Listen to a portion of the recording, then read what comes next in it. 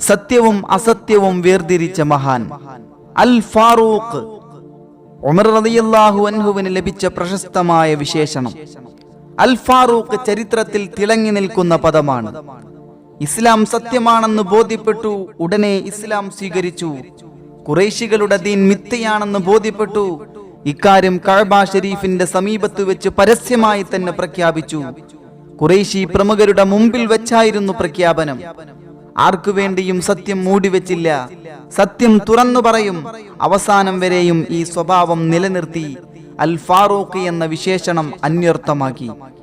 ഒരിക്കൽ നബി സല്ലല്ലാഹു അലൈഹി വസല്ലമ തങ്ങൾ പ്രസ്താവിച്ചു, സത്യം അല്ലാഹു ഉമറിന്റെ നാവിന്മേൽ ഇട്ടുകൊടുക്കുന്നു, ആ നാവ് സത്യം വെളിവാക്കുകയും ചെയ്യുന്നു.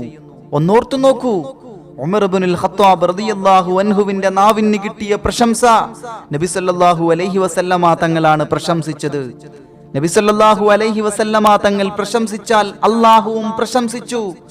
എത്ര അനുഗ്രഹീതമായ നാവ്, സത്യത്തിനു വേണ്ടിയുള്ള നാവ്. മറ്റൊരു പ്രശംസാവചനം കൂടി കാണുക. അല്ലാഹു ഉമറിന്റെ മനസ്സിലൂടെയും നാവിലൂടെയും സത്യം പുറത്തു കൊണ്ടുവരുന്നു. അദ്ദേഹം സത്യവും അസത്യവും വിവേചിക്കുന്ന, വേർതിരിക്കുന്ന അൽ ഫാറൂഖാണ്. അല്ലാഹു അദ്ദേഹത്തിലൂടെ സത്യം പ്രകാശിപ്പിക്കുന്നു. പല സുപ്രധാന കാര്യങ്ങളും തീരുമാനിക്കുമ്പോൾ നബി സല്ലല്ലാഹു അലൈഹി വസല്ലമ തങ്ങൾ ഉമർ ഇബ്നുൽ ഖത്താബ് റളിയല്ലാഹു അൻഹുവുമായി കൂടിയാലോചന നടത്തുമായിരുന്നു. സത്യത്തോട് ചേർന്ന് നിൽക്കുന്ന വാക്കുകളാണ് അദ്ദേഹം പറയുക. ഇസ്ലാമിന്റെ വളർച്ചയിൽ ഇത് വളരെ ഫലം ചെയ്തിട്ടുണ്ട്.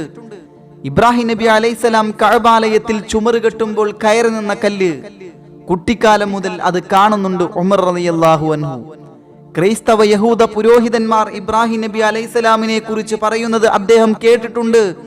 അള്ളാഹുവിന്റെ മഹാനായ പ്രവാചകൻ എന്ന് മനസ്സിലാക്കി വെച്ചു അദ്ദേഹം. നബി സല്ലല്ലാഹു അലൈഹി വസല്ലമ തങ്ങളിൽ നിന്നാണ് വിശദമായ ചരിത്രം അറിഞ്ഞത്. നമ്മുടെ മില്ലത്തിന്റെ നേതാവാണ് ഇബ്രാഹിം നബി അലൈഹിസ്സലാമിന്റെ ചരിത്രം എത്ര കേട്ടാലും മതിവരില്ല. മഖാമു ഇബ്രാഹിമിലെ നിസ്കാരം പുണ്യമേറിയതായി അള്ളാഹുവിൽ നിന്ന് അറിയിപ്പുണ്ടാവണമെന്ന് ഉമർ ഇബ്നുൽ ഖത്താബ് റളിയല്ലാഹു അൻഹു ആഗ്രഹിച്ചു.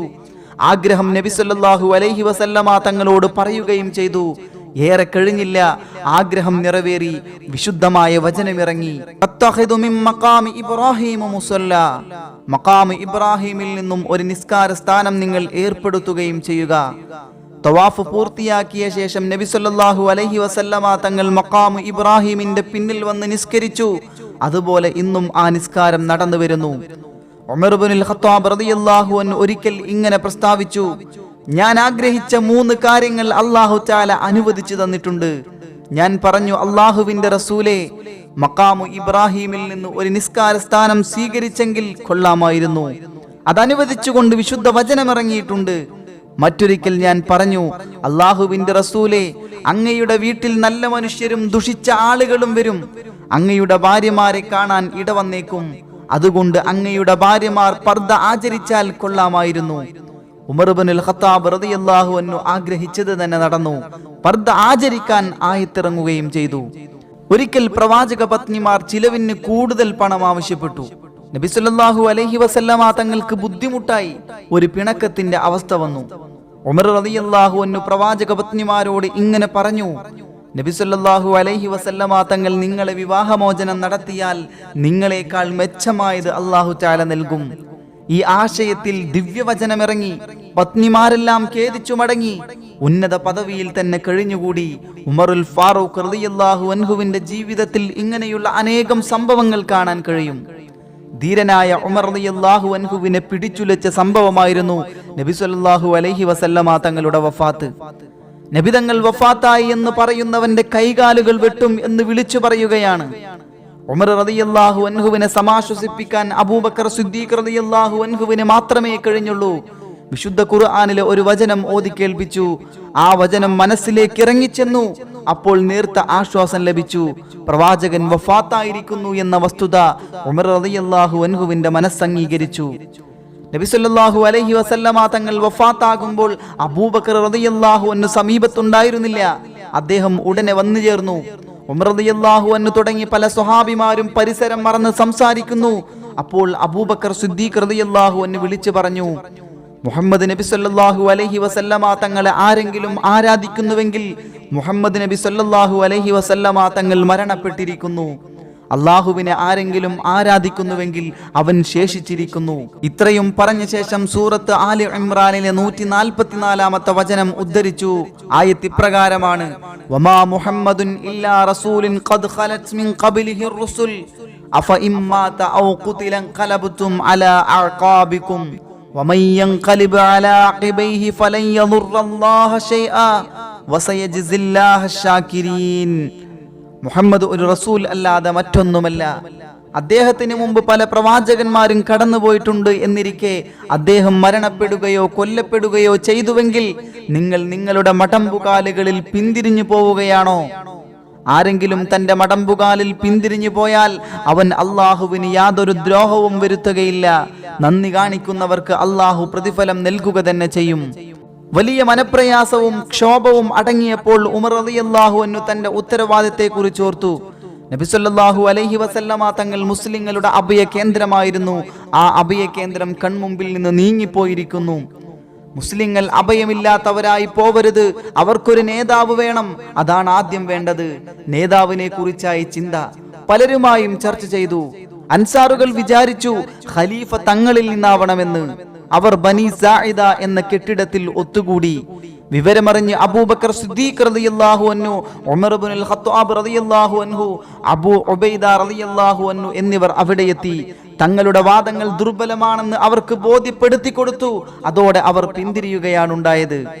വലിയ ജനക്കൂട്ടത്തിന്റെ സാന്നിധ്യത്തിൽ ഉമർ റളിയല്ലാഹു അൻഹു ഉച്ചത്തിൽ ആവശ്യപ്പെട്ടു: അബൂബക്കർ, അല്ലയോ അബൂബക്കർ, നിങ്ങളൊന്ന് കൈനീട്ടൂ. അബൂബക്കർ സിദ്ദീഖ് റളിയല്ലാഹു അൻഹു കൈ നീട്ടുകയാണ്. ആ കൈ പിടിച്ച് ഉമർ ഇബ്നുൽ ഖത്താബ് റളിയല്ലാഹു അൻഹു ബൈഅത്ത് ചെയ്തു. എന്നിട്ട് ഇങ്ങനെ പ്രഖ്യാപിച്ചു: അബൂബക്കർ, നിസ്കാരത്തിന് നേതൃത്വം നൽകാൻ നബി സല്ലല്ലാഹു അലൈഹി വസല്ലമ താങ്കളോട് കൽപ്പിച്ചിരുന്നില്ലേ? അതിനാൽ താങ്കളാണ് ദൈവദൂതന്റെ ഖലീഫ. കേട്ടവർക്കെല്ലാം ആശ്വാസമായി. എല്ലാ അഭിപ്രായ വ്യത്യാസങ്ങളെല്ലാം അടർന്നു പോയി. ജനങ്ങൾക്ക് ആശ്വാസമായി. അബൂ ഉബൈദ റളിയല്ലാഹു അൻഹു ബൈഅത്ത് ചെയ്തു. ആളുകൾ തള്ളി തള്ളി മുമ്പോട്ട് വന്നു ബൈഅത്ത് ചെയ്യാൻ മുമ്പോട്ട് വന്നുകൊണ്ടിരിക്കുകയാണ്. അവിടെ കൂടിയവരെല്ലാം ബൈഅത്ത് ചെയ്തു. അപ്പോഴാണ് സുബ്ഹി ബാങ്കിന്റെ സമയമായി. എല്ലാവരും പള്ളിയിലേക്ക് നീങ്ങിയത്. മിമ്പറിന് സമീപം വെച്ച് ഉമർ ഇബ്നുൽ ഖത്താബ് റളിയല്ലാഹു അൻഹു സംസാരിച്ചു. നബി സല്ലല്ലാഹു അലൈഹി വസല്ലമ തങ്ങൾ വഫാത്തായി എന്ന് കേട്ടപ്പോൾ എനിക്കെന്നെ നിയന്ത്രിക്കാനായില്ല. ചില വാക്കുകൾ ഞാൻ പറഞ്ഞുപോയി. ഞാൻ ഖേദം പ്രകടിപ്പിക്കുന്നു. ഏറ്റവും ഉത്തമനായ വ്യക്തിയെയാണ് നാം ഖലീഫയായി തിരഞ്ഞെടുത്തിരിക്കുന്നത്. നമ്മെ നല്ല നിലയിൽ നയിക്കുവാൻ അദ്ദേഹത്തിന് കഴിയട്ടെ. അബൂബക്കർ നബി സല്ലല്ലാഹു അലൈഹി വസല്ലമ തങ്ങളുടെ കൂട്ടുകാരനാണ്. ഹിജ്റയിൽ സഹയാത്രികനുമാണ്. ഏറ്റവും നല്ല നേതാവിനെയാണ് അല്ലാഹു തആല നമുക്ക് നൽകിയിരിക്കുന്നത്. നിങ്ങൾ അദ്ദേഹവുമായി ബൈഅത്ത് ചെയ്യുക. ജനങ്ങൾ കൂട്ടം കൂട്ടമായി വന്ന് ബൈഅത്ത് ചെയ്തു. ഉമർ ഇബ്നുൽ ഖത്താബ് റളിയല്ലാഹു അൻഹുവിന്റെ വാക്കാണ്. നബി സല്ലല്ലാഹു അലൈഹി വസല്ലമ തങ്ങൾ ഒരിക്കൽ ഒരു സൈന്യത്തെ സജ്ജമാക്കിയിരുന്നു. സിറിയയിൽ പോയി റോമക്കാരുമായി യുദ്ധം ചെയ്യാനുള്ള സൈന്യാധിപനായി നിയോഗിക്കപ്പെട്ടത് ഉസാമത്ത് ബിൻ സെയ്ദ് റളിയല്ലാഹു അൻഹു എന്ന ചെറുപ്പക്കാരനെയായിരുന്നു. ഉമർ ഇബ്നുൽ ഖത്താബ് റളിയല്ലാഹു അൻഹുവിനെ പോലുള്ള പല പ്രമുഖരും ആ സൈന്യത്തിൽ ഉണ്ടായിരുന്നു. സൈന്യം പുറപ്പെടുമ്പോൾ ഖലീഫ അബൂബക്കർ സിദ്ദീഖ് റളിയല്ലാഹു അൻഹു സൈന്യാധിപനോട് ഇങ്ങനെ ആവശ്യപ്പെട്ടു: ഉമറിനെ എനിക്ക് വിട്ടുതരുമോ? സൈന്യാധിപൻ അനുവാദം നൽകി. ഉമർ റളിയല്ലാഹു അൻഹു മദീനയിൽ ഖലീഫയെ സഹായിക്കാൻ നിന്നു. നിരവധി പ്രശ്നങ്ങൾ പൊങ്ങി വരുന്നുണ്ട്. വ്യാജ പ്രവാചകന്മാർ ശക്തി പ്രാപിച്ചു വരികയാണ്.